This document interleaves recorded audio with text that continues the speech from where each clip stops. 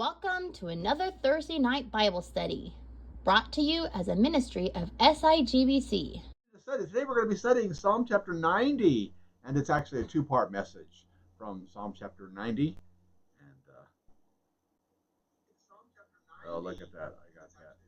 Okay, I hit the wrong button there. It started talking to me. There we go. Send a messenger. And it's taking a little bit longer than it usually does to do this. Send and send. Okay, we got it.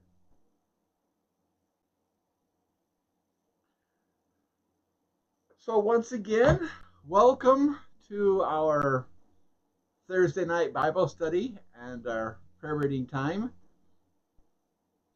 As I mentioned earlier, the first part of the study of Psalm chapter 90, verses 1 through 10, are under the theme of the Lord, our dwelling place. And we'll see in just a little bit, but the concept of a dwelling place is simply a place we call home. The psalm is the only psalm that I know of anyway that has as its description a prayer of Moses, the man of God. Now, in the Pentateuch, there are some psalms that were written by Moses, but in the book of Psalm, this is the only psalm that we know of anyway that has the inscription as being a psalm of Moses, and it's a prayer of Moses described as the man of God. And his emphasis, at least at the beginning of the psalm, is on the fact that God is our dwelling place. The Hebrew word for dwelling place, ma'on, really just means abode. It has the connotation of being an asylum or a refuge, a place where we can run to in times of difficulty. Now, there are three cases that it is used, this particular word is used in the Bible. One, for God, it is used in reference to the tabernacle or to a temple. For mankind, it's used in reference to their own home. And for animals, it's used in reference to a lair. And so basically, the idea of a dwelling place, as translated here in this passage, means a place that you go to where you are most comfortable, where you are most secure, where you are most loved and confident in being accepted as family.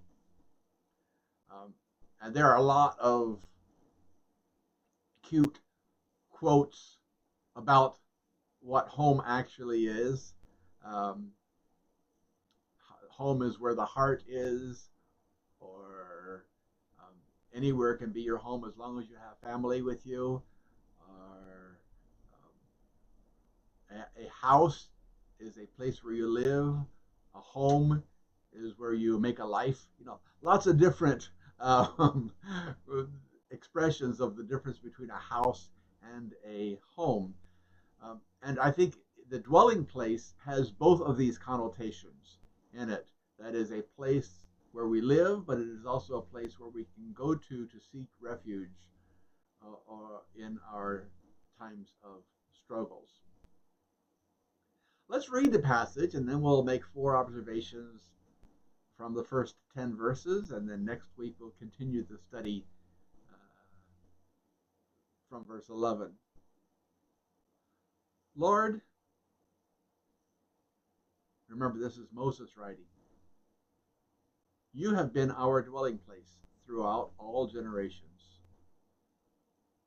Before the mountains were born, or you brought forth the whole world, from everlasting to everlasting, you are God.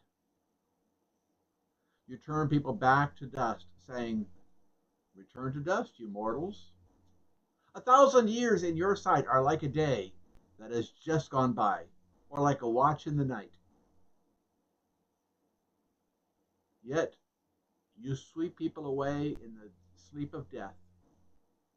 They are like the new grass of the morning. In the morning it springs up new, but by evening it is dry and withered.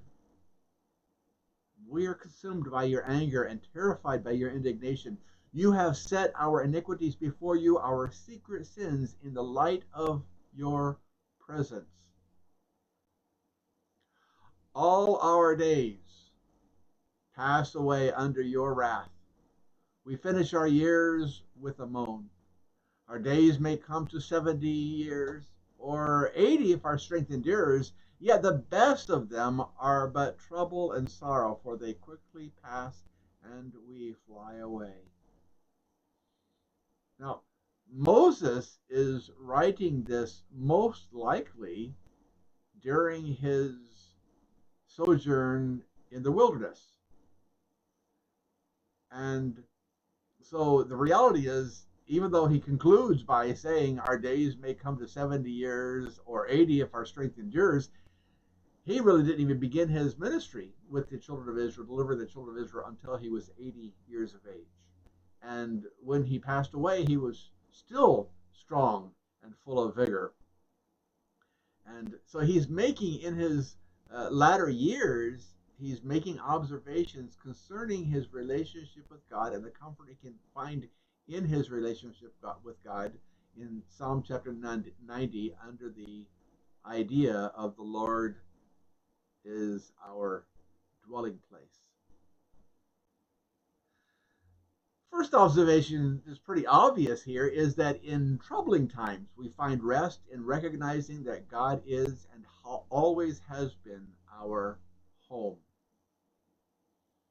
When we are children of God, that is, we have been saved by grace through faith in Jesus Christ, we are under the promises of God, that as many as received him, to them gave he the power to become the sons of God, even to them that believed on his name.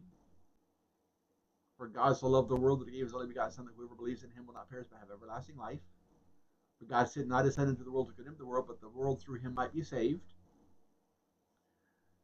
We have all of these promises. Jesus himself saying, I go, in John chapter 14, I go to prepare a place for you. And if I go to prepare a place for you, I will come again and receive you to myself, that where I am, there you may be also. In my Father's house are many rooms.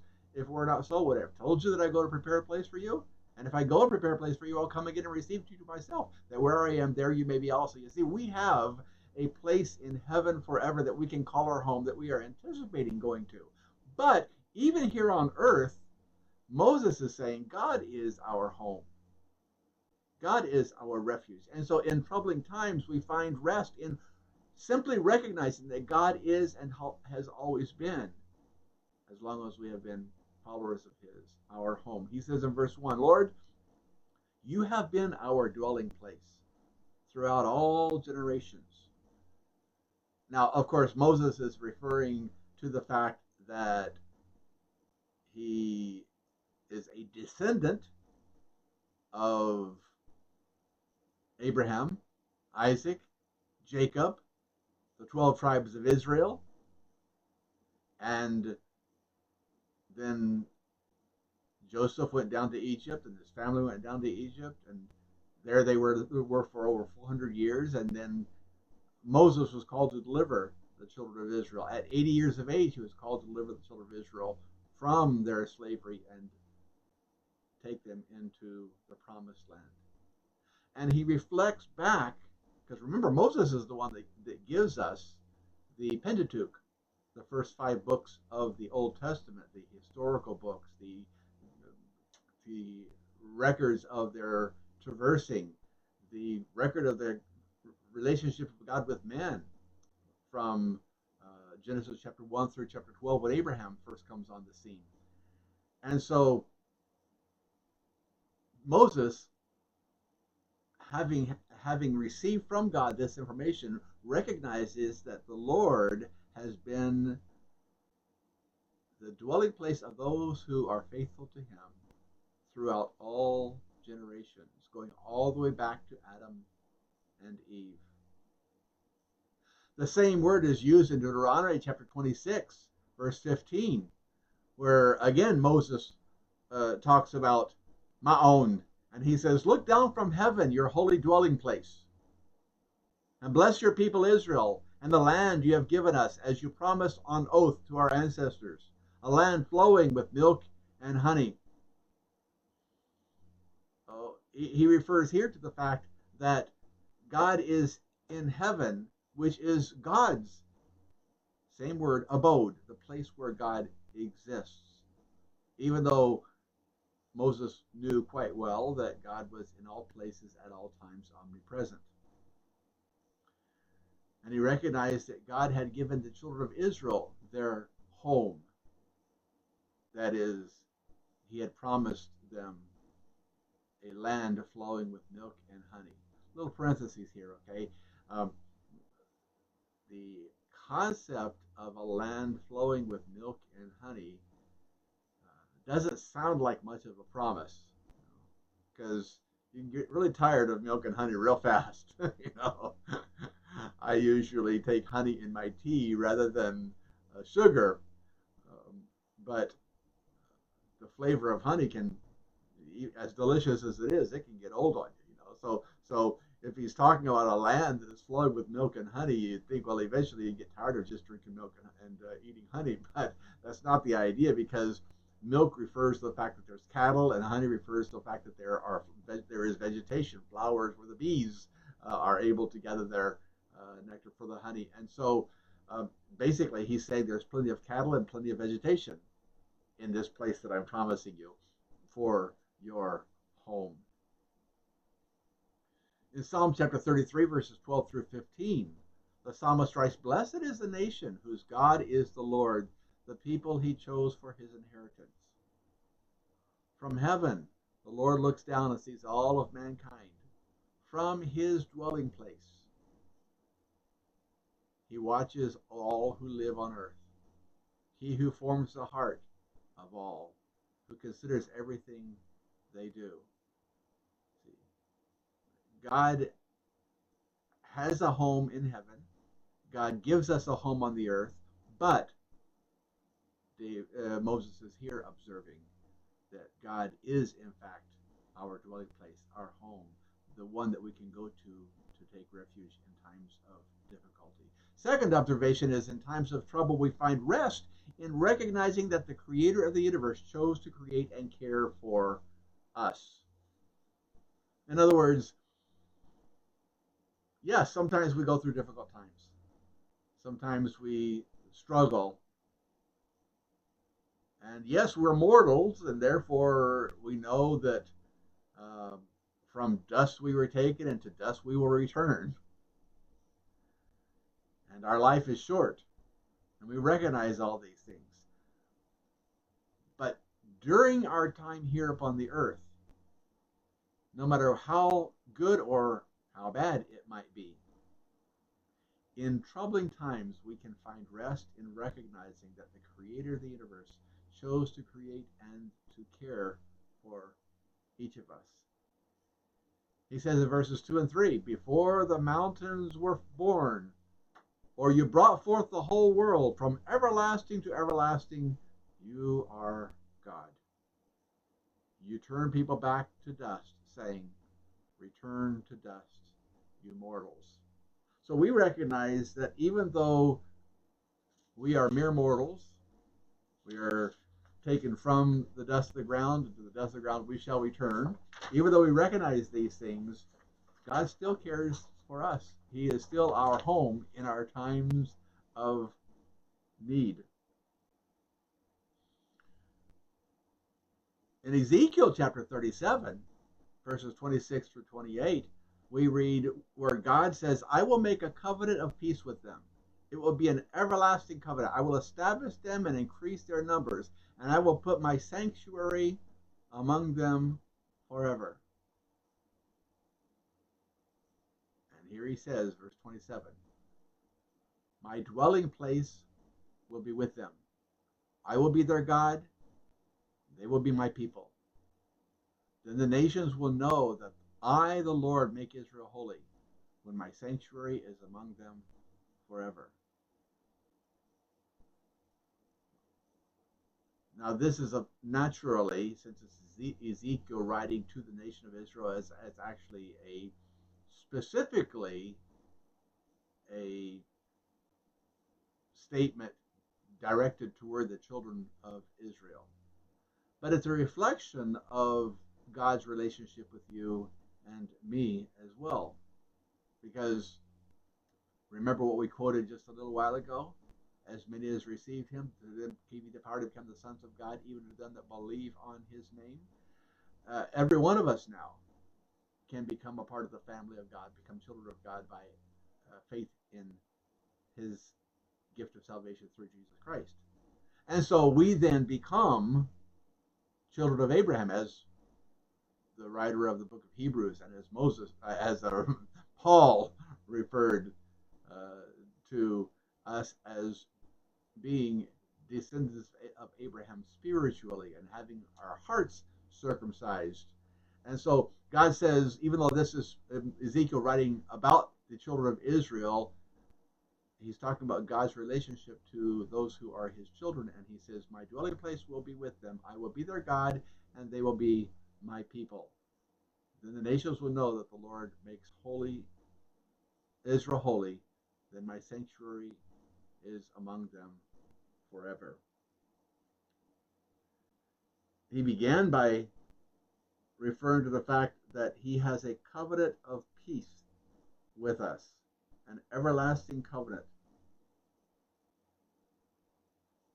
and his dwelling place will be with us. Number 3, in troubling times, we find rest in recognizing that God does not see time the way we see time, and in trusting that his timing is always best. So 2 observations from this one idea, and that is, we can relax, we can rest, because God is our home. We can rest in our trust of him because we recognize that God does not see time the way we experience time. And since God is beyond time, then his timing for our lives can be trusted. He says in verse 4 through 7, and by the way, this is a concept that is taken up by Peter later on as well. He says, 1,000 years in your sight are like a day that has gone by, or like a watch in the night. Yet you sweep people away in the sleep of death. They are like the new grass of the morning. In the morning it springs up new, but by evening it is dry and withered. We are consumed by your anger and terrified by your indignation. In other words, he's observing that God is outside of the realm of time as we experience time. And so what seems like a long time for us is just like that for God. But God also sees everything that we do at all times. And so because 1,000 years in God's sight is like a day, also a day is like 1,000 years. Because God sees when people do good, and God sees when people do what is wrong. And so in troubling times, we find rest in recognizing that God does not see time the way we see time, and in trusting that his timing is always best. I wrote about a month ago, I wrote a little observation on Facebook. Once in a while I do these little observations on Facebook as well. And I was just sitting at my desk, and I was looking at the open screen of my iPad, and there was a clock, and I was just sitting there looking at the iPad, and I noticed the second hand, and it started going around, and I just sat there watching the second hand as it went down to the 3 and down to the 6 and then up to the 9 and up to the 12. And I realized that I had just sat there and watched the clock pass 1 minute and I had done nothing. And that 1 minute was gone and I couldn't get it back. That's how I had chosen to spend 1 minute of my life looking at a minute pass. And it reminded me that time is something that we are bound by, and no matter what happens, yes?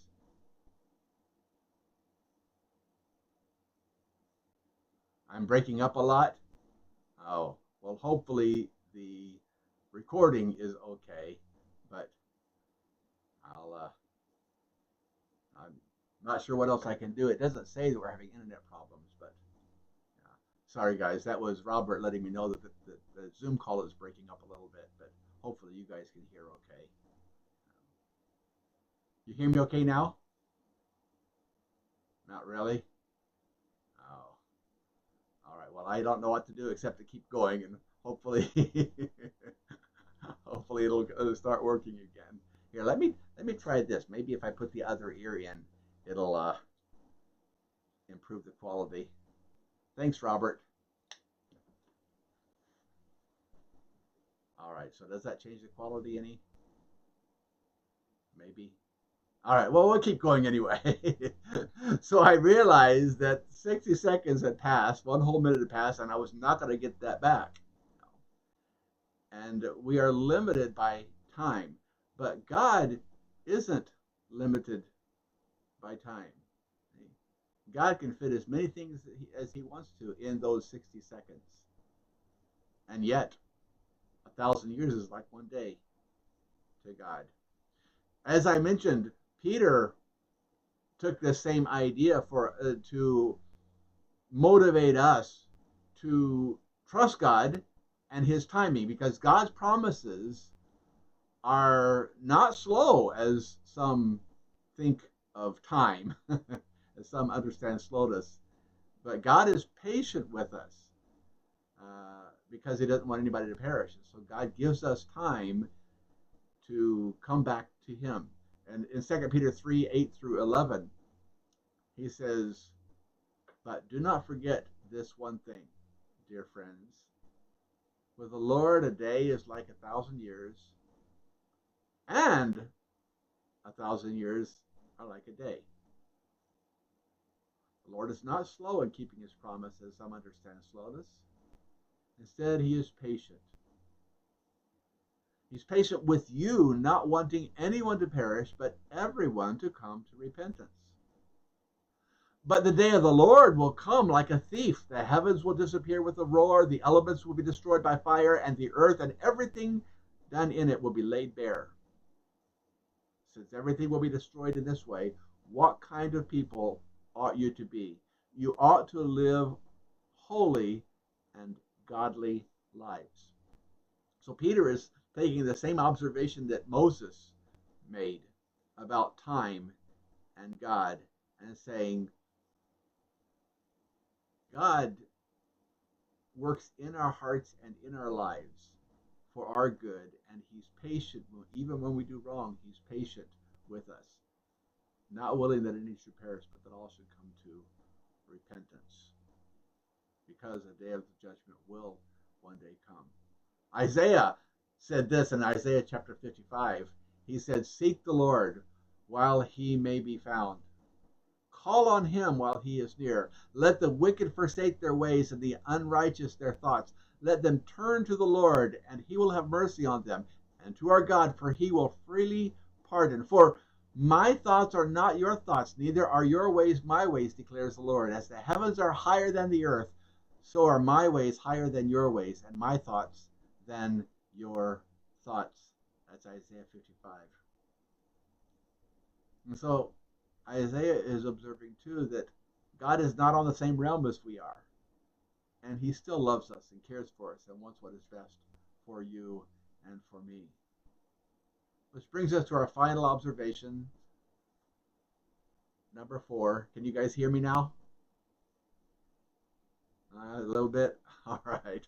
I guess that other earphone didn't help any, huh?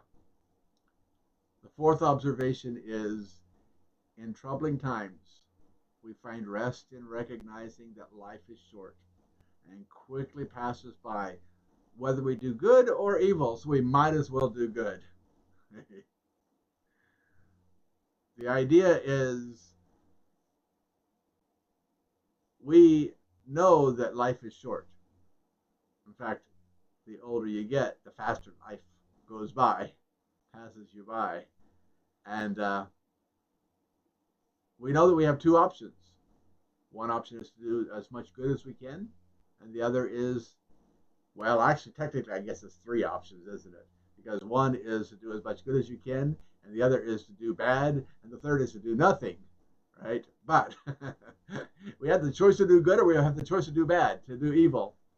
And in troubling times, we can find rest in recognizing that life is short and quickly passes by, whether we do good or evil, so we might as well do good.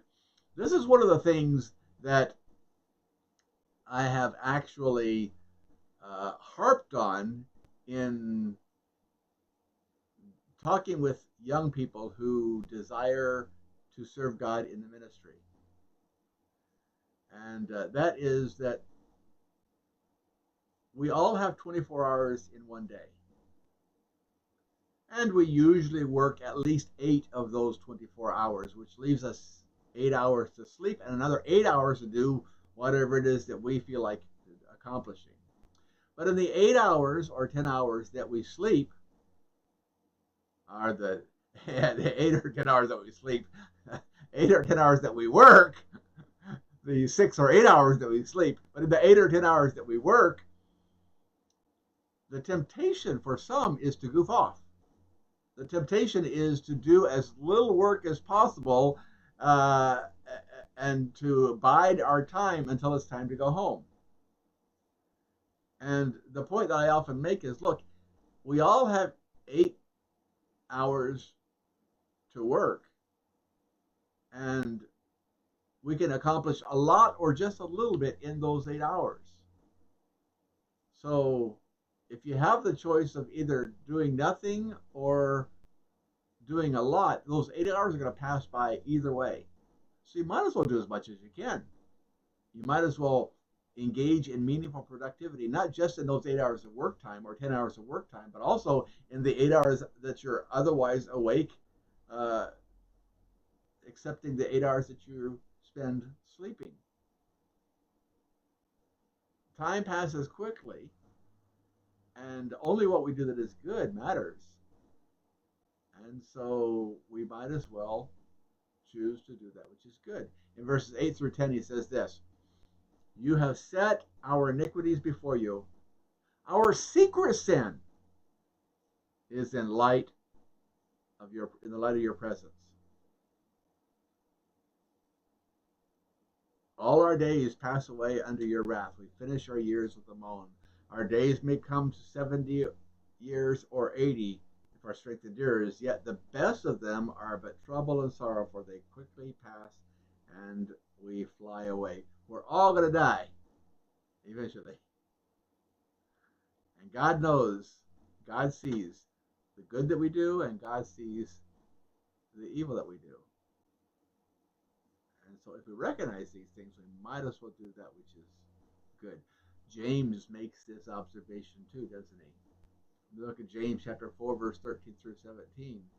He says, now listen, you who say, today or tomorrow we'll go to this city or that and spend a year there and carry on business and make money. Why, you do not even know what will happen tomorrow. What is your life? You're a mist that appears for a little while and then vanishes away. You're a vapor. Here today, gone tomorrow. Instead, verse 15, you ought to say, if it is the Lord's will, we will live and do this or that. As it is, you boast in your arrogant schemes. All such boasting is evil. If anyone then knows to do good, they ought to do, and doesn't do it, it is sin for them. So God calls us to meaningful productivity, and God calls us to do good. And if we don't do the good that we know that we should do, sin is not just doing the evil that we shouldn't do. James ascribes sin to not doing the good that we know we can and should do as well. So as we find God our dwelling place, we find that life is short and time passes quickly. And whether we do good or evil or nothing at all, we can't get back the time that we spend. And so we might as well dwell in the presence of God and revolve our lives around His plan and His will for our lives. Thank you for listening. You can also join us in person or live on Facebook every Sunday at 2:30 p.m. Japan time. This has been a ministry of Sakahogi International Grace Baptist Church.